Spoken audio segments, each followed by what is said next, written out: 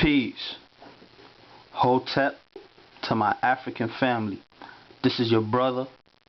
This is your brother. Heru. Amen. 7. The idea and basically the topic that will be spoken about in this specific video clip is Moses is a African. First off, to the people that's watching the video, please, if you do have a YouTube channel, subscribe to the channel, because I will be speaking on many topics that which I feel I want to engage in. I do know that Moses being a African, to some that deals with the African information or black history, to some it may be controversial, and to some it may not be, it's not new, it's simply old information. Now why the video is based on Dr. Ben saying that Moses is African is because in the works of the Grand Master, Dr. Yosef ben Jochannan, he has taught that Moses is a African. And while looking through many of the different YouTube videos, I have not specifically seen anyone engage or even teach that Dr. Ben has taught that Moses is a African. So now I'm going to give you a reference. The reference is called The Blackman of the Nile. This is a well-known book. The knowledge and wisdom and understanding in this book is so great that it can wake a person up in just seconds. And this is why I love the works of Dr. Ben. Now,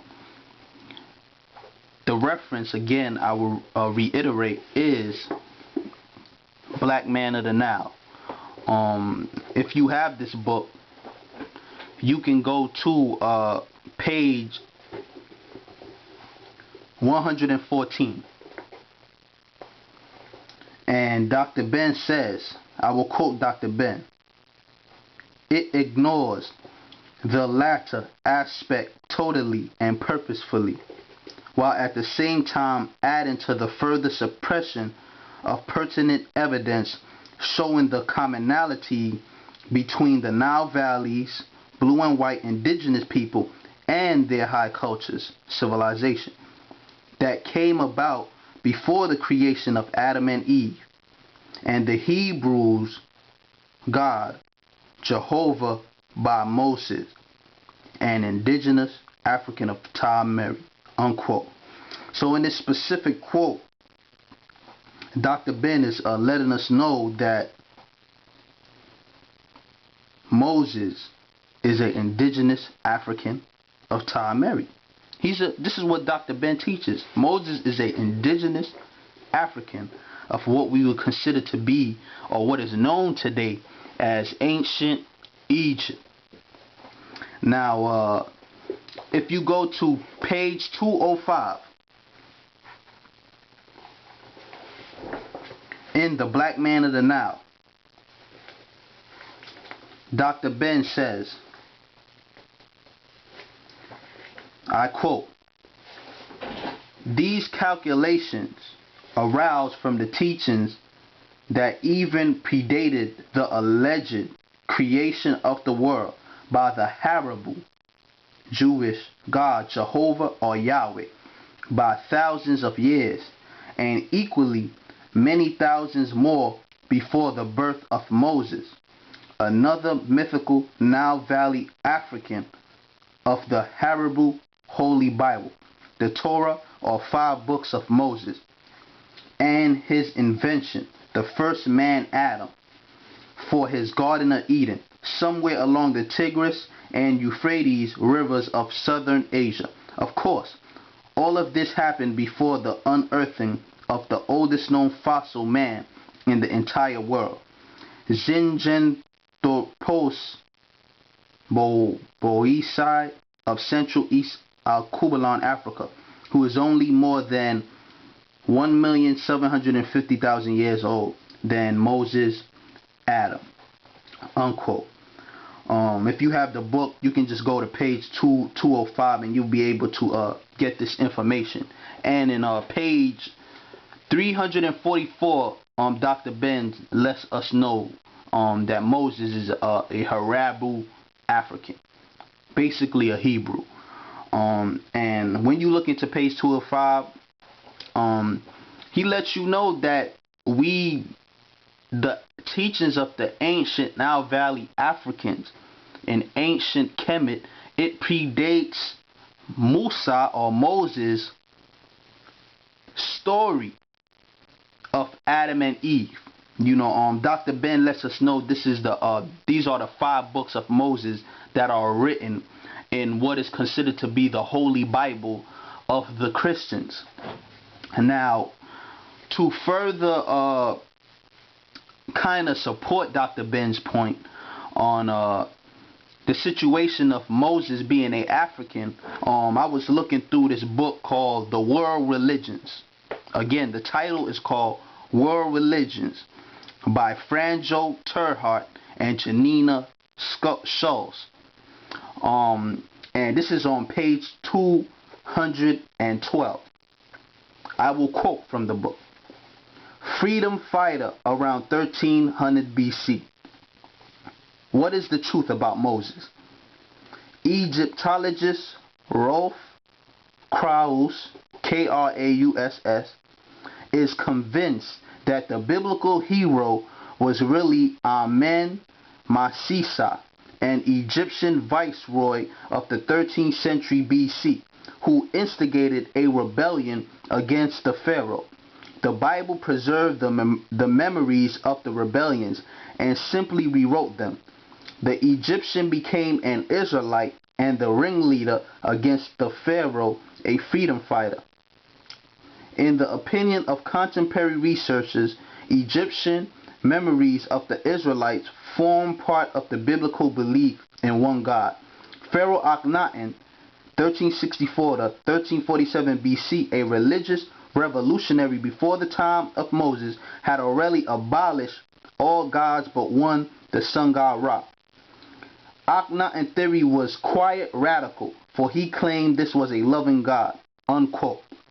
Again, this quote that I just quoted comes from the book World Religions by Franjo, Terhart, and Janina, Schulze. And it's on page 212, where they say that an Egyptologist by the name of Rolf Krauss, that he's kind of basically convinced that who is considered to be Moses is really a man named Aman Musisa, which is Amunmasesa, who is an Egyptian viceroy of the 13th century BC. Now, with what I'm speaking on, I'm not saying that Moses existed. I'm not saying that, because me personally, I do feel that Moses is specifically a mythical character who was written about in the Torah by groups of people who are usually considered to be Hebrews who written. But when we look into Dr. Ben, Blackman in the Nile, he lets us know that this specific character is an African. And when you look into this works that I just mentioned, it also lets you know that that he could possibly be a African. When you look into the reference that I just gave you, especially coming forth from the Egyptologist Rolf. So it's possible that this Moses character, he's just actually symbolic to someone that actually lives in Africa, a viceroy, especially from Egypt. And we understand that Moses, according to the Bible, is said to have led the Israelites out of slavery. He's battled with the great Nasut, who they sometimes are considered to be Ramses II. Some they have other people or other Nasuts who they feel was actually the one that Moses battled. And he received the 10 Commandments. And these 10 Commandments are specifically laws that Jews or the Hebrews are supposed to live by and abide by. These are considered to be God's law. And when we go to Africa, when we look into what is considered to be the Egyptian Book of the Dead, or as we say in the Commission language, the Terhart, we have the 42 laws of Ma'at, or what is considered to be the Declaration of Innocence,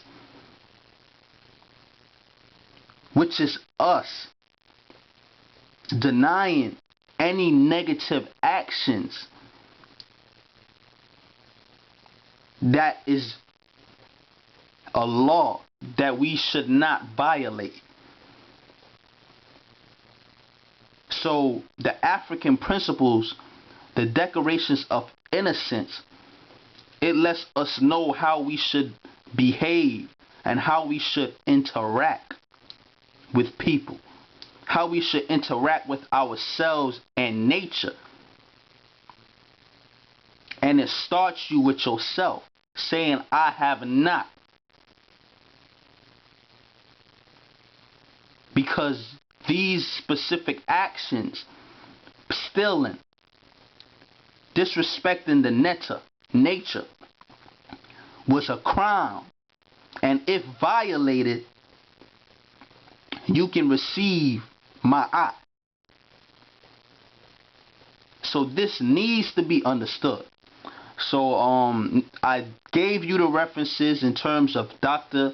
Yosef ben Jochannan saying that Moses is an African, Blackman of the Nile, page 114, also page 205, page 357.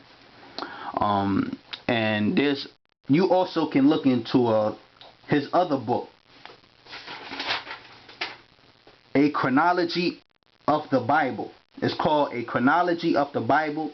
It's printed by Black Classic Press, and on page 18 he lets you know that Moses is an African. Actually, let me read it. It says,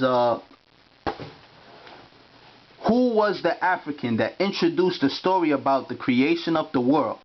When was he born, and what was the name of the Pharaoh he fought? The answer: Moses, drawn from a water, born in Egypt, North Africa, who fought Pharaoh Ramses II, who reigned over Egypt from ca 1298 to 1232 BC or BCE, unquote.